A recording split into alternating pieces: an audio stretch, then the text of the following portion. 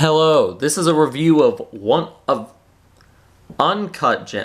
This is a review of Uncut Gems. This is a review of Uncut Gems. I've said that 5 times. That I'm doing at 1:27 a.m. I have a flight in around 7 hours. I should be sleeping, but reviews. This is about the time I watched the movie as well. Just a few days back. I went to my sister's high school graduation, and then I got home late, and I didn't want to sleep, and I saw that they added Uncut Gems to Netflix, and I've been wanting to watch that movie, so I booted it up at like 2 a.m. and around the time that I'm recording this review. So this is fitting. Late night movie watch, late night review. Uncut Gems. My friend is responding to my Snapchat. I knew the phone was going to distract me. Go over there. Go over there. I just threw it on my bed. Uncut Gems. It's really good. I enjoy it. This is incoherent as frick. All I really knew about it going in was that it's supposedly good.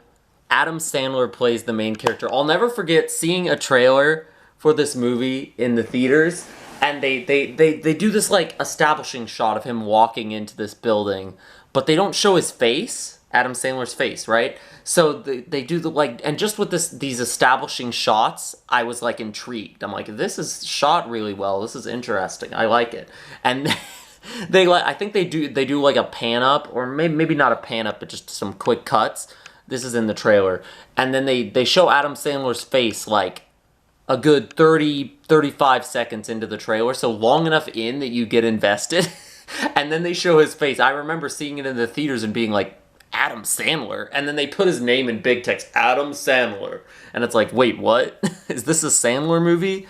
But it is kind of a Sandler movie, but it's also not a Sandler movie. It's a Sandler movie with, hold on, I gotta blow my nose. It's a Sandler movie with like good production value. Didn't really help.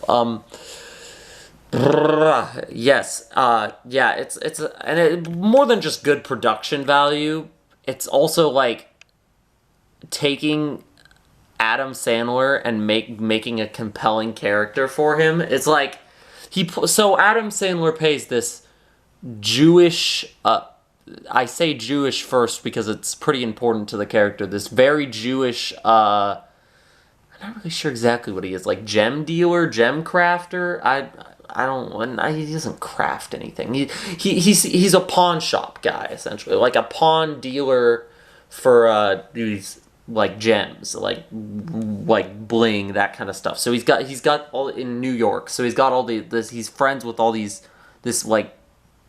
all these people in the black community, in the bling community. He hangs out with all these guys, and he's just like, on paper, I don't know if there's that much to this movie, but Adam Sandler is just like a trip to watch. I don't even say like a treat, because it's not like, he's not like a super satisfying character. And that's probably my favorite part about it, is he still plays this incredibly obnoxious, irritating character. Like, only Adam Sandler could play this role with the level of relentless annoyingness. He's like constantly pestering people. He never shuts up, even when he's being like interrogated or like captured by thugs and beaten up. He's still just like trying to like talk it. He tries to talk his way through any situation, to sell anything, no matter how bad it is. He's constantly going from place to place, talking his ass off to save himself from how much of an idiot he is. And it's, on paper that sounds annoying, and it is annoying to an extent, but it's something about the script work and the performance. I feel like only Adam Sandler could play this character without it. Only Adam Sandler could play this character this annoying, but also still be compelling. A lesser actor would just be annoying, and a better actor would be compelling but not annoying enough. Like, Adam Sandler is the perfect middle ground for this bizarre, obnoxious like Jewish salesman character. And he's got an accent too. It's like, I mean, it's not like it. I hesitate to even call it like a Jewish accent specifically. It's a very like specific. I disagree, Gary. He's just like constantly going. And that's what he keeps the momentum, because there's never a moment where his character is like, okay, slow down. It's constant, like 100% acceleration, and the plot accelerates with him as he gets himself into more and more like intense situations.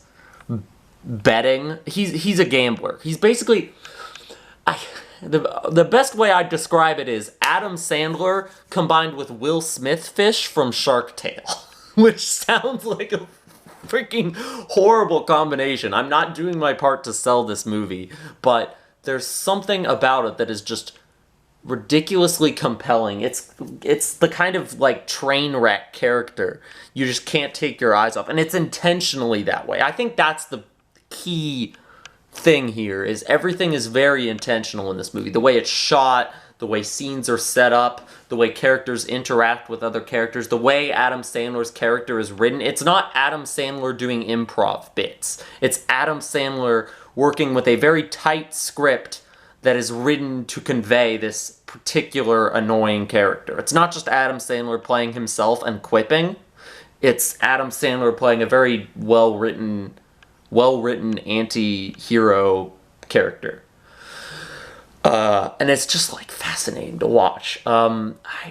It's hard to even like say that much about it. It's really best if you just go in knowing very little, other than it's Adam Sandler and he sells these gems, because then you're just like, like I went in knowing nothing about the plot, and it just makes it so you're constantly like, what's gonna happen next? It's a thriller, really. Like, it's a comedy in that this character is funny, but it's shot and set up like a thriller. And the thriller element is this character who is so, like, desperate, so greedy, so, like, scummy, that every scene feels like something's about to break. Something's about to break off the hinges. And you get the sense that this is how, what's his name? What's his name?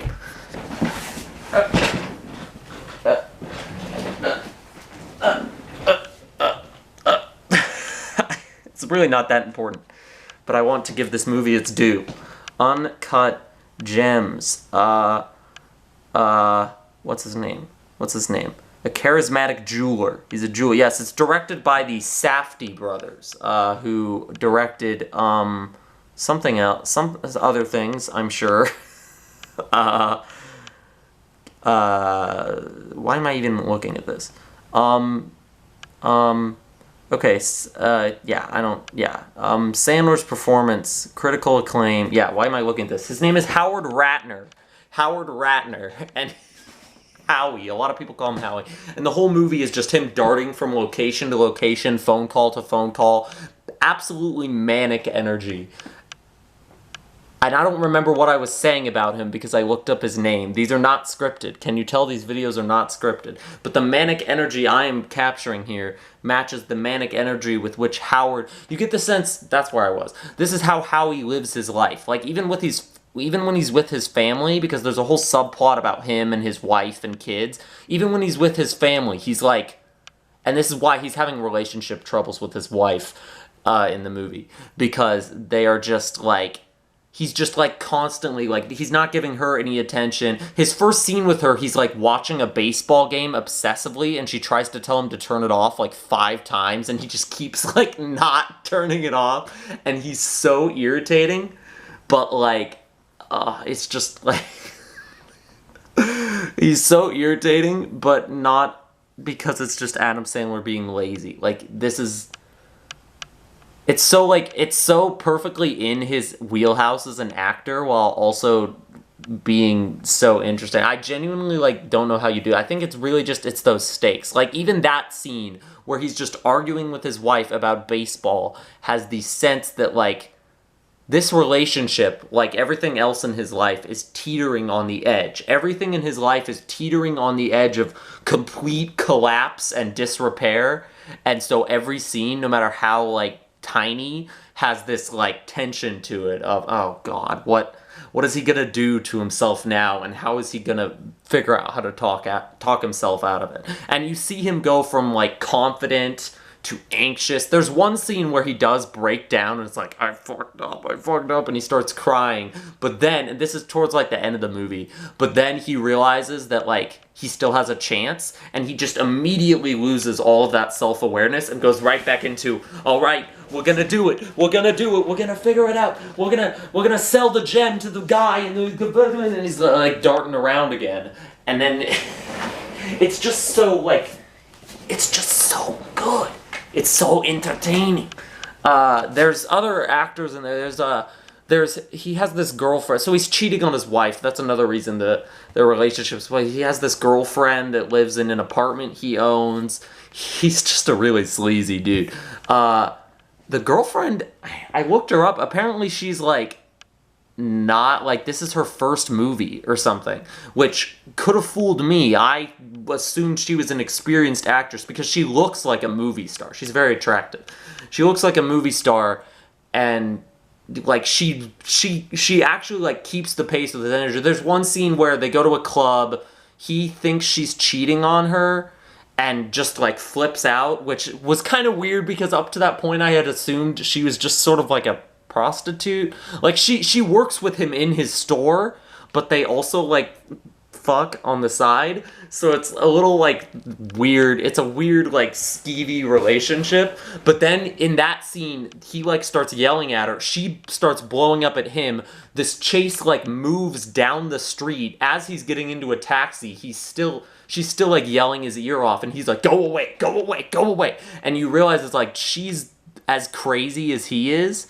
And then for the rest of the movie, she's like helping him with stuff. So it's like he has this person working for him that is like just as manic and like nuts. And it's just like, all the other characters around him like know he's crazy, but he like gets results. So they're like kind of working with him, but they're also constantly like sick of him.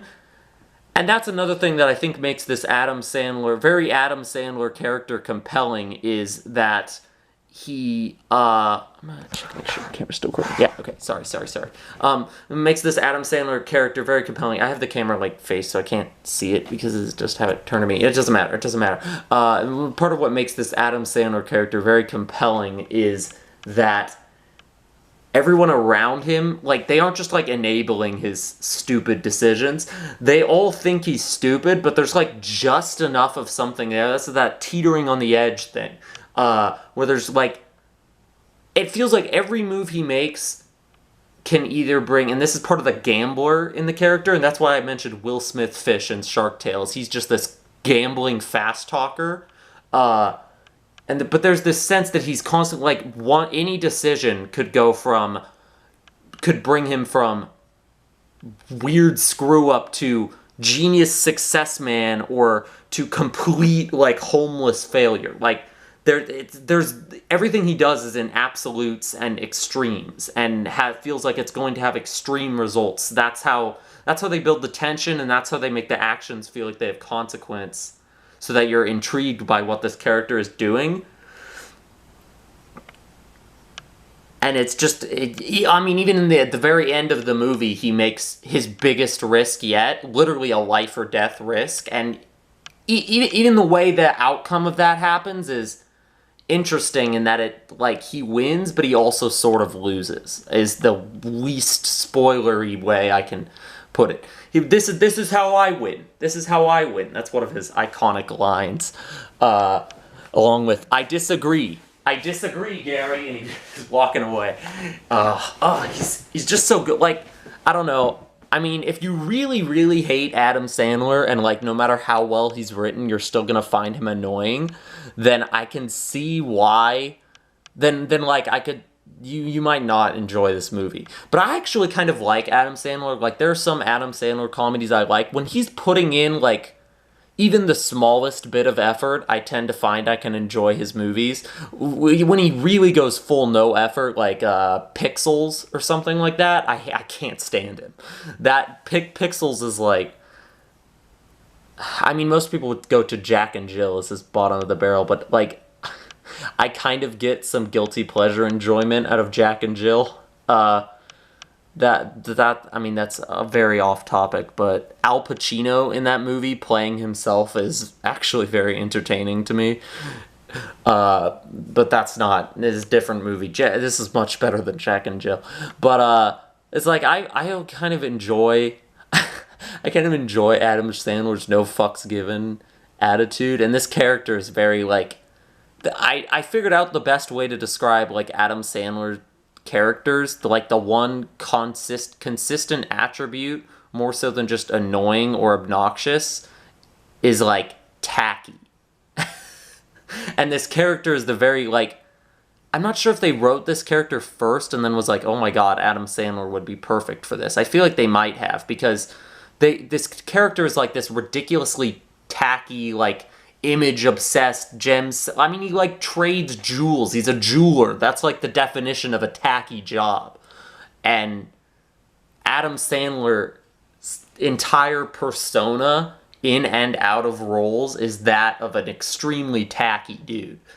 And, like, I feel like tacky is the kind of neutral, like, it's generally a negative quality, but you can say it in a positive way. And that's how you could view this character, as, like, generally annoying, but you could view him in a positive light, and that's kind of what makes the dynamic fun.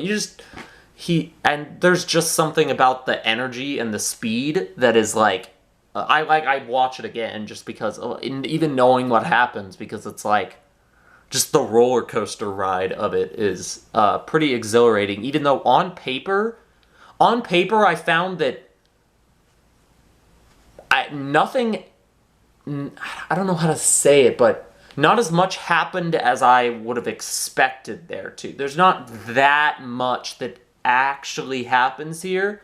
Like, the stakes feel like they're raised to higher than the movie ever actually gets to, if that makes any sense. But it doesn't matter, because this character is so, like, ridiculous and so, like, extreme that the stakes feel so much more significant than they actually are. And even though the end result of these stakes is not quite as high as you would expect, it feels high stakes. Everything feels so high stakes, and that's what makes it so compelling, and that's what makes this character and the people he's around, the people he's interacting with, compelling. I don't really have any other way to put it. I mean, I could go into spoilers, but I feel like, I don't know, I feel like really the focus of the movie is this character, and I'd rather just describe why the character works and encourage you that if you haven't, Uncut Gems is on Netflix. I'd encourage you to watch it. Don't be deterred by the fact that it stars Adam Sandler. It's actually, like, it's a well-made movie with a lot of effort put into it. It feels like this character was written, and then they realized that only Adam Sandler could play this role the way they wrote it, rather than a character written so that Adam Sandler can play himself, if that makes sense. And I am getting a little shaky in my voice and cold. It is now, it's been like 20 minutes. I need to sleep.